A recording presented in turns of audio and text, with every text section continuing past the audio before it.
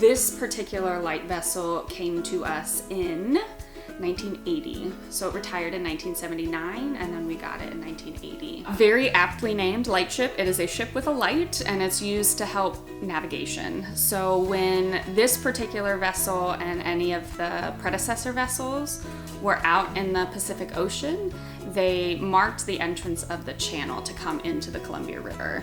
So it really was a navigational beacon for people on vessels traveling up and down the Pacific coast. And trying to get to Astoria or to Portland. And so this one would have had between 12 and 16 men aboard, given the time period and who was on rotation versus on leave. But this ship, its job was to stay.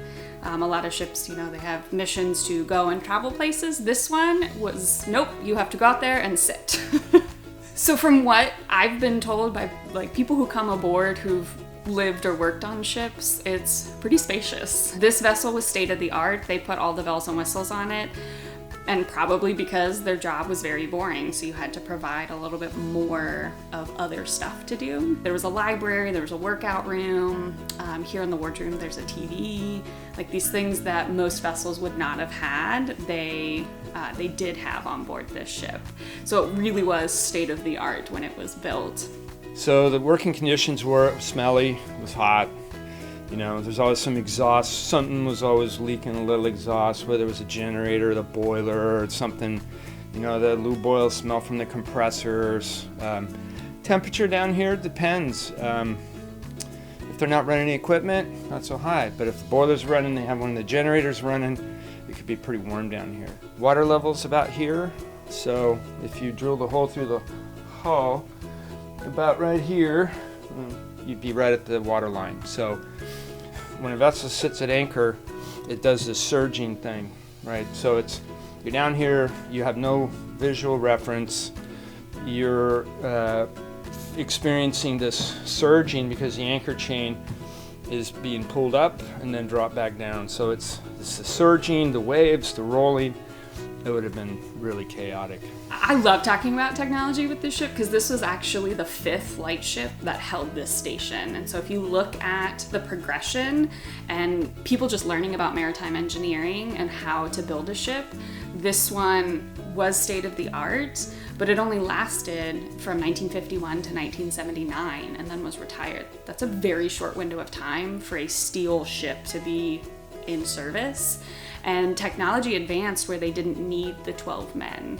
So the large navigation buoy that's currently in front of our bow, that's what replaced it. So the large navigation buoy, it was actually the 10th hull laid down in California. It replaced the Lightship Columbia and lasted until 1993. So it's still marked even today, but technology made it so that everything could get smaller.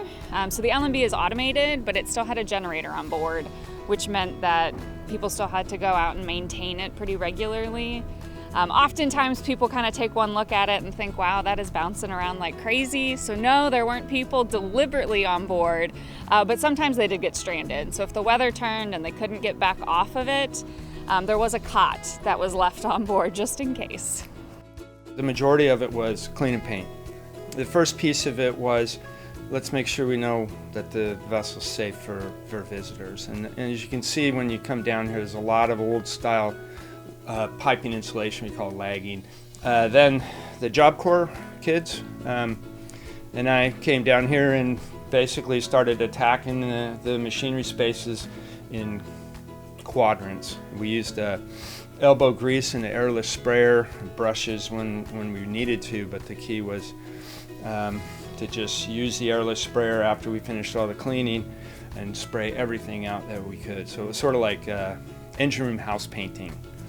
This sort of painting did a couple of things. It encapsulated some of the grime that was on a lot of this insulation. You can't ever get that stuff out, oily residue.